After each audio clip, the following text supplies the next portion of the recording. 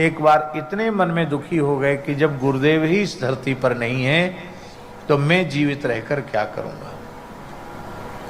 आत्महत्या करना महापाप है, वो सोचना नहीं है, अनशन करके प्राण त्याग देना। अन्न जल का त्याग कर दिया, कोठरी में बंद हो गए। कोठरी में तो रहते ही थे, भीतर से बंद कर लिया। 7 दिन तक बिना खाए पिए बीत गया उनको, न अन्न न जल। तो श्री गुरुदेव 9 वर्ष पहले पधार गए थे, वही उनके गुरुदेव उनकी कोठरी में प्रकट हो गए, सदेह प्रकट हो गए। बोले निकुंज से मुझे तुम्हारे समाधान के लिए आना पड़ा, और मैं तो सदा तुम्हारे निकट हूं, तुम क्यों दुखी होते हो। और प्रकट ही नहीं, कुछ दिन उनके पास रहे गुरुजी, और पूरा समाधान करके तब गुरुजी अंतर्धान हुए। उन दंडोती बाबा के जीवन का एक प्रसंग है। उनके एक संत मित्र थे,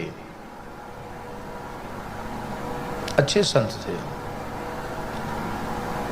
संत तो सब अच्छे ही होते हैं, संत शब्द जिसके साथ जुड़ गया वो तो अच्छा ही है। प्रेमी थे, साधु से भी प्रकृति के थे। उन्होंने अपने स्थान में एक बड़ा भंडारा किया, बगीची में। वृंदावन के सब साधु संत बुलाए, और राधा वल्लभ शरण जी दंडोती बाबा को भी बुलाया कि नहीं आपको आना पड़ेगा। उनके विशेष आग्रह के कारण वे आए। कोई एक मारवाड़ी राजस्थान के थे, उनके पिताजी पधार गए थे, और उनके तिरोभाव का भंडारा था, ऐसा था। तो श्री राधा वल्लभ शरण जी दंडोती बाबा जैसे ही मानसी सेवा में बैठे दूसरे दिन, तो भजन में बिल्कुल मन नहीं लगा। बार बार नेत्र बंद करके युगल सरकार का ध्यान करें तो हृदय में भगवान का ध्यान ही ना आवे। आप सोच सकते हैं कि जो नित्य प्रति भगवान की लीला का अनुभव कर रहे हों, भगवान की मानसी में सेवा कर रहे हों, उनको ठाकुर जी की झलक न मिले तो वे कितने व्याकुल हो सकते हैं।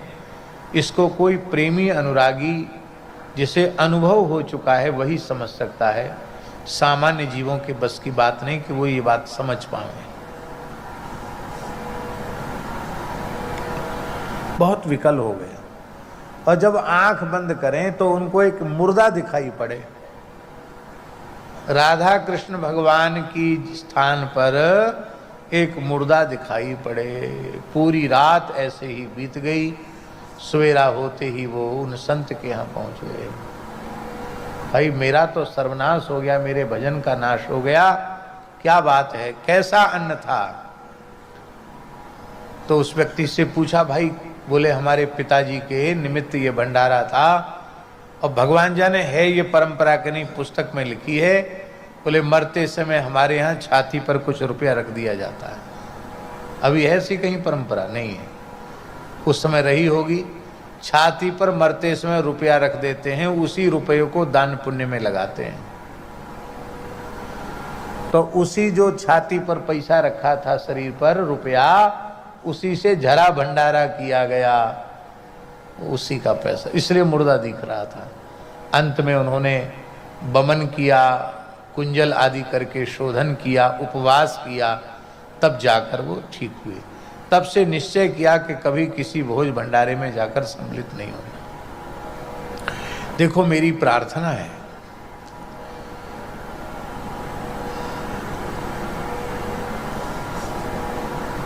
मृत्यु भोज को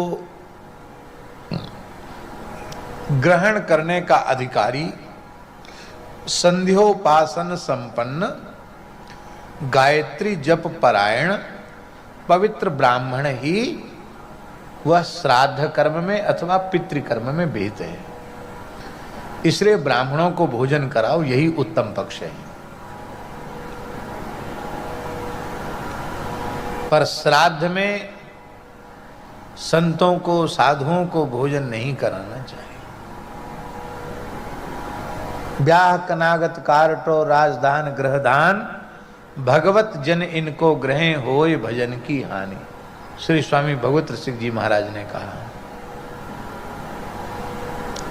विवाह का अन्न भी निषिद्ध है, श्राद्ध पक्ष का अन्न भी निषिद्ध है। ब्याह कनागत कारटो, सीमंतोन्नयन आदि जो संस्कार हैं उनका अन्न निषिद्ध है। राजधान, राजान्न भी निषिद्ध है। ग्रहदान, राहु केतु शुक्र शनि इनका दान करके जो अन्न देते हैं वो निषिद्ध है। भगवत जन इनको ग्रहें, यदि भगवती जन इनको स्वीकार करते हैं तो होए भजन की हानि, भजन की हानि। तो अशुद्ध अन्न से बचना चाहिए, ये कहने का। एक घटना हमारे जीवन की है, हमारे जीवन की मतलब हमारे सामने की। श्री सुदामा कुटी में एक भंडारा हुआ। एक बहुत बड़े पुलिस अधिकारी थे, वो रिटायर्ड हो गए थे, तो उन्होंने रिटायर्ड होने के बाद बड़ा भंडारा किया। पाँच छह तरह की तो मिठाइयाँ बनी थी, बड़ा भंडारा था और खूब दक्षिणा थी और खूब लोगों ने प्रेम से पाया। जिसने पाया सब बीमार हुए और अच्छे भजन करने वाले साधुओं को भी मार पिटाई, मार काट और खून खच्चर यही सब दिखाई पड़ा। तो भैया वही सब करके धन कमाया होगा, बोले चलो इतना साधुओं को खिला दो, पाप कट जाएगा। उसके बाद प्रायः सब बीमार हुए। मेरे सामने की घटना है। जो नहीं खाए वो बच गए, बाकी सब बीमार हुए। इसीलिए हमारे यहाँ प्राचीन काल में भंडारा कराने वाले से भी पूछा जाता था, भैया तुम्हारा काम धंधा क्या है, तुम्हारा यह धन न्यायोपार्जित है कि नहीं, सकाम भाव से तो नहीं भोग लगा रहे हो, निष्काम भाव से सेवा कर रहे हो। तो हाँ, निष्काम भाव से साधु सेवा करोगे तो ही साधु सेवा का पुण्य मिलेगा। साधु सेवा का फल क्या है? शरीर संसार से वैराग्य और भगवत चरणारविंद